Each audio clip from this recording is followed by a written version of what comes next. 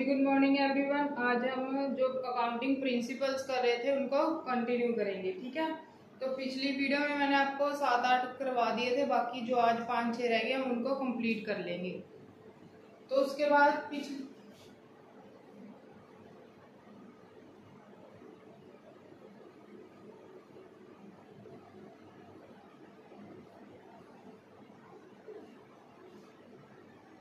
ये है consistency principle.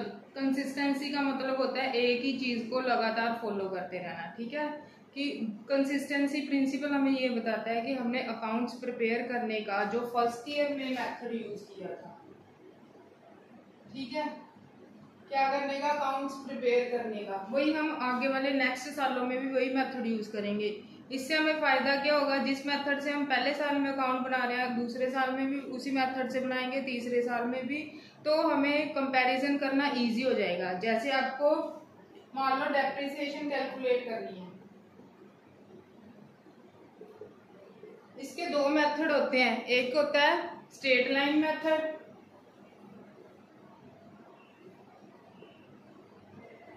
एक होता है written down value method.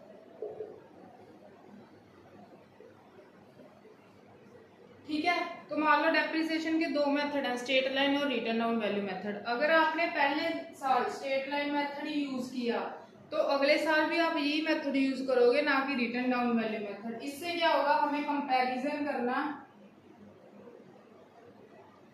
Easy हो जाएगा, ठीक है। अगर आप पहले साल स्ट्रेट लाइन यूज करोगे, दूसरे साल रिटर्न डाउन करोगे, तो आप कंपैरिजन अच्छे से नहीं कर पाओगे, फर्म की फाइनेंशियल पोजीशन अच्छे से नहीं जान पाओगे। तो कंसिस्टेंसी प्रिंसिपल हमें बताता है कि हमें जो मेथड पहले साल फॉलो कर लिया अकाउंट्स को प्रिपेयर करने का, बाकी सालों में भी हम वही मेथड फॉलो करेंगे।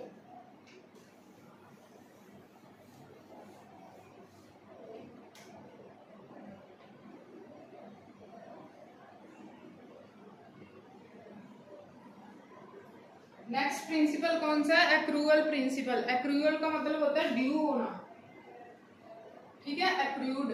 इसका मतलब होता है कि जब मैंने रेवेन्यू के लिए कोई भी चीज कर दी या पेमेंट के लिए कोई भी चीज कर दी, वो मैंने तभी मान ली कि उसी दिन होगी। जैसे समझ लो मैंने कोई सेल की ऑन 1 जनवरी ₹10,000, तो मैंने उसी दिन मान लेना है कि मेरे पास कितने रुपीज आ गए, 10,000 आ गए। पर ये बंदा अभी मुझे 10,000 दे के नहीं गया, ये कब दे के गया, 10 जनवरी को दे के गया 10,000। ये 10,000 1 जनवरी को नहीं आई, पर मैंने बुक्स में कब का रेवेन्यू लिख लेना कि मेरे पास पैसा कब आया, 1 जनवरी को। तो एक्रूअल प्रिंसिपल होता है कि जिस दिन हमने वो ट्रांजैक्शन कर ली उसी दिन रिकॉर्ड कर देनी है, चाहे हमें पैसा आया है चाहे नहीं आया। मैंने ट्रांजैक्शन की कब की, 1 जनवरी को। कितने पैसे लेने थे, 10,000, पर वो मेरे पास आने कब है, 10 जनवरी को, ठीक है। तो मैंने बुक्स में क्या डालना है, 1 जनवरी को ही डालना है कि मेरे पास कितने रुपीज आए हैं, 10,000। ये 10 जनवरी को नहीं डालना। ऐसी मान लो मैंने कोई प्लम्बर था, उसको 500 रुपया देना है, मैंने आज उससे काम करवा लिया 1 मार्च को। तो जब मैंने अपने खर्चे डालने हैं, मैंने कब डालने हैं, 1 मार्च को ही डालने हैं, पर अभी तक मैंने उसको 500 रुपया नहीं दिया। मैंने उसको कब दिया, 15 मार्च को। और जो मेरा 500 का खर्चा वो कब डलेगा, 1 मार्च को ही डलेगा। तो एक्रूअल प्रिंसिपल बताता है कि जिस दिन हमने ट्रांजैक्शन कर ली हमने उसी दिन बुक्स में डाल देनी है, चाहे पैसा आया है चाहे पेमेंट की है या नहीं।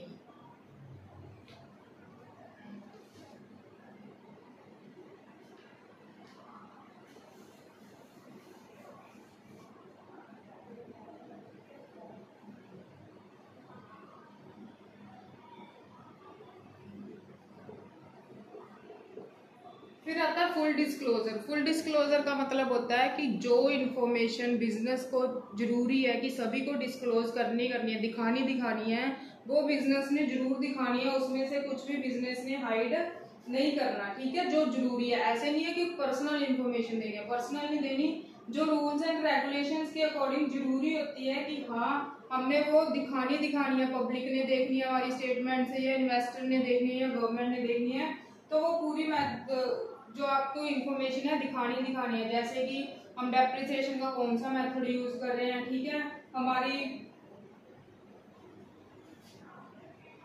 तो जो इन्फॉर्मेशन लोगों को डिस्क्लोज करनी जरूरी है वो जरूर डिस्क्लोज करनी है। नेक्स्ट आता है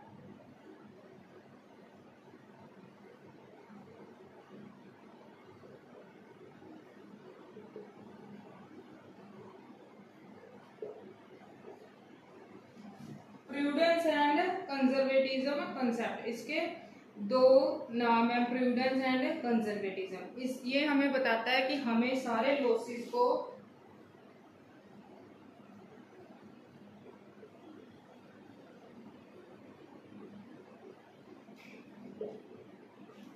रिकॉर्ड करना है, चाहे वो लॉस अभी हो गया चाहे होने वाला है। अगर हमें पता है कि हमें फ्यूचर, मान लो आज 1 जनवरी है, मेरे को कोई लॉस हो गया 10,000 का, फिर 10 जनवरी है, मुझे है कि मुझे एक लॉस और होगा 5,000 का, ठीक है।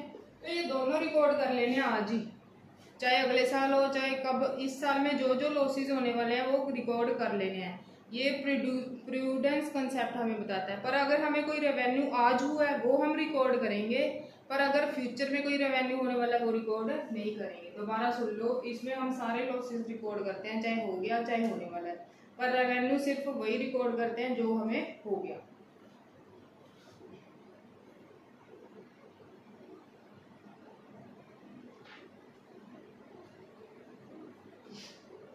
तो आपने इसमें ये लिखना है कि हमें सारे लॉस अकाउंट करने हैं। इसमें आपने लॉस के बारे में भी मेंशन करना है कि जो लॉसेस हो रहे हैं या होने वाले हैं इसमें सारे हमने रिकॉर्ड करने हैं। ये कंजर्वेटिज्म हमें कंसेप्ट बताता है।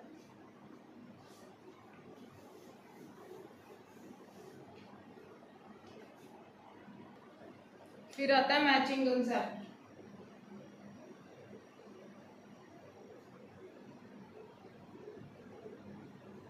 ये कंसेप्ट हमें बताता है कि हमने एक्सपेंसेस अर्न करने के लिए रेवेन्यू अर्न करने के लिए जो भी खर्चा किया है वो सारे रिकॉर्ड करने हैं। एक साइड पे हमने रेवेन्यू भी रिकॉर्ड करना है और एक्सपेंसेस भी रिकॉर्ड करने हैं। जैसे मान लो मैंने सेल की 10,000 की,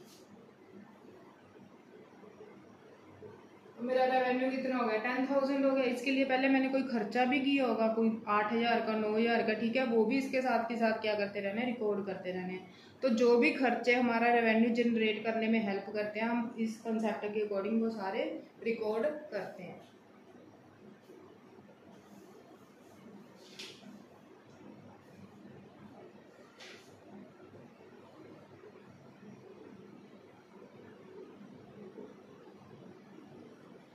फिर आ जाता है रेवेन्यू रिकॉग्निशन कंसेप्ट। ये हमें बताता है कि जब हमने उस चीज को सेल कर लिया या परचेज, सेल करके रेवेन्यू आएगा, सेल कर लिया तभी उसी तारीख को डालना है, चाहे पैसा हमें बाद में मिले चाहे पहले मिले।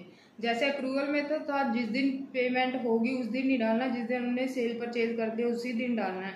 इसमें है कि अगर पेमेंट पहले भी मिली है हमने उसी दिन डालना है जब सेल की है। जैसे मैंने सेल की है 1 जनवरी को और मुझे पेमेंट कब आई है 10 जनवरी को, तो मैंने रिकॉर्डिंग कब की करनी है 1 जनवरी की। अगर इसके उल्टे हो रहा है, पैसा कब आया 31 दिसंबर को आया, सेल कब हो रही है 10 जनवरी को हो रही है, ठीक है, तो हम कौन सी डेट डालेंगे 10 जनवरी डालेंगे। तो इसमें आपने लिखना है कि जब भी सेल हो रही है उसी दिन हमने मान के चल रहे ना रेवेन्यू आ गया। यहाँ पे 1 जनवरी को हुई थी तो इस दिन का लिखना है। यहाँ पे पहला पैसा आ गया था पर सेल बाद में की है तो इस दिन ही लिखना है, इस दिन नहीं लिखना। एक बार आप दोबारा सारे पढ़ लेना, अगर कोई डाउट हो तो कमेंट बॉक्स में पूछ लेना। नेक्स्ट वीडियो में हम डेप्रिसिएशन चैप्टर स्टार्ट करेंगे जो कि आपको बहुत ईजी तरीके से करवाया जाएगा। Thank you.